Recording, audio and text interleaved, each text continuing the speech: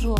La financière de la Cité a créé un nouveau fonds patrimonial. On en parle tout de suite avec mon invité. Bonjour Franck Languilla, vous allez bien? Ça va très bien, merci. Vous êtes directeur de la gestion. Pourquoi ce nouveau fonds patrimonial? Parce qu'il en existe déjà beaucoup sur ce segment. La création de FDC Patrimoine tient d'une idée simple, c'est que l'offre disponible porte sur une gestion qui est très centrée géographiquement, donc sur une base locale. On a voulu, nous, ouvrir le portefeuille à des zones monétaires qui sont plus larges, les États-Unis, la Grande-Bretagne, l'Union européenne au sens large, la Suisse, de telle sorte qu'on aura une diversification des risques plus importante et une diversification également des sources de rendement qui peut être intéressante du point de vue de l'investisseur particulier ou institutionnel. Qu'est-ce que vous allez apporter de plus? On va introduire dans le portefeuille un investissement en or physique sous la forme de parts de fonds spécialisés en or physique qui va permettre donc à l'investisseur de disposer dans son patrimoine de valeur mobilière d'une part investie en or. Le fonds a été lancé le 10 juin de cette année. À quelle clientèle vous le destinez en priorité? On souhaite nouer des relations étroites avec les conseillers en gestion de patrimoine, qu'ils aient un accès direct aux équipes de gestion spécialisées par pôle, sur les actions et les obligations convertibles, les devises, la gestion court terme. L'idée étant également de mettre à disposition un reporting en temps réel, quotidien, avec des valeurs transparisées, de telle sorte que le conseiller en gestion de patrimoine ait une vision immédiate et complète des expositions de ses clients. Très bien. En matière de gestion diversifiée, est-ce que vous pouvez nous parler de votre expérience au sein de la financière de la Cité?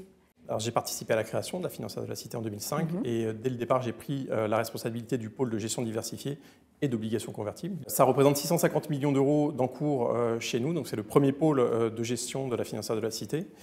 C'est une gestion qui se présente sous forme de fonds dédiés, de mandats de gestion et de fonds ouverts.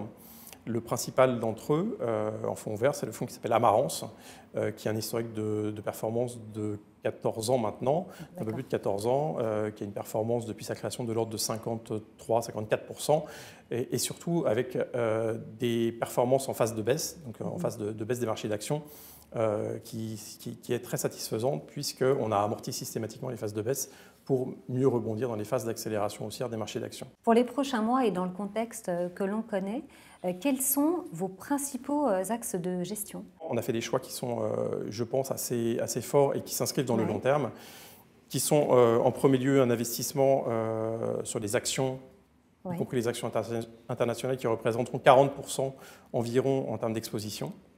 Donc une exposition qui permet de bénéficier de l'indexation à la hausse des marchés d'actions, le cas échéant, mais aussi de protéger le portefeuille en cas de repli trop important.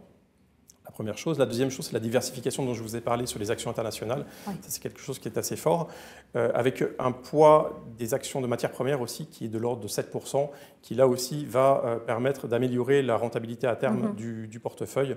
Le troisième point, c'est la présence de devises dans le portefeuille. Donc on va avoir des investissements en dollars américains, des investissements en livres sterling, en francs suisses, qui devraient également soutenir la rentabilité du portefeuille, sachant que le poids des investissements en devises restera inférieur à 20%. Donc on s'est limité à 20% pour ce type d'investissement.